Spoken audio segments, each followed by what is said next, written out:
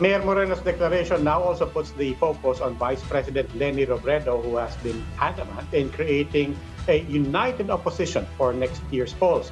Are talks for a one opposition already over? What's her next move? Let's find out from the spokesman of the Office of the Vice President, Atty. Gutierrez. Mr. Gutierrez, welcome to the big story. Hi, Robbie. Good to be here. Mr. Gutierrez, I'll back up a bit because from the very start of this news program, we had been framing Mr. Moreno and his actions today. We're asking, what does this mean for the opposition? Can he be the opposition's bet? But I'll back up a bit, Mr. Gutierrez. Is Isko Moreno opposition? Well, he hasn't really been, at least if you go by the track record of all our politicians over the last 5.5 years. But that doesn't mean to say that, at this point in time, he cannot take on a more, let's say, active stance in calling out the shortcomings of this administration. And apparently, in his announcement, he already started doing precisely that. But whether that is something that will really translate into a desire to implement policies that will be a vast improvement from what we have now, whether that will translate into a true push for accountability on the part of so many of the things that this administration has been responsible for, is something that remains to be seen. Okay, so let's get to the Vice President. How does the announcement today of Isko Moreno affect the plans and whatever Vice President Leni Robredo may want to announce herself? Well, the Vice President has been very clear from the start. Her priority all throughout this entire process of preparing for 2022 in anticipation of the filing of candidacies this October has been to build the broadest possible alliance for the opposition as possible.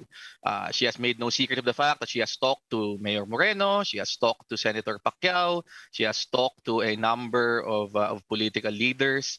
And despite this announcement, you have the Mayor Moreno announcement more recently. You had Senator Pacquiao announcing several days ago. She remains convinced that talks can still proceed, that until the actual filing rolls around and people actually file their certificates of candidacy, there is room for conversations and there is a room to explore a possible alliance or a possible coming together for 2022. So that remains her position. She is not in a hurry. She thinks that the priority still has to be forging that broad unity. But as she has said, if it is clear that she will be the choice of the opposition, she is ready to actually take on that challenge. Yes, but as far as being the choice of the opposition, certainly, as you pointed out, the options are still there to lead the opposition. But as every day passes that other people are proclaiming and she is not, and she is still discerning, are her options for being the candidate of the opposition also becoming limited? We don't look at it that way because at the end of the day, the decision will come when people vote. This is in October. We're only looking at the filing of certificates of candidacy. After that, there will still be months before the official campaign starts. So true enough, people are already starting to move. True enough, the various machinery supporting various candidates are already in gear.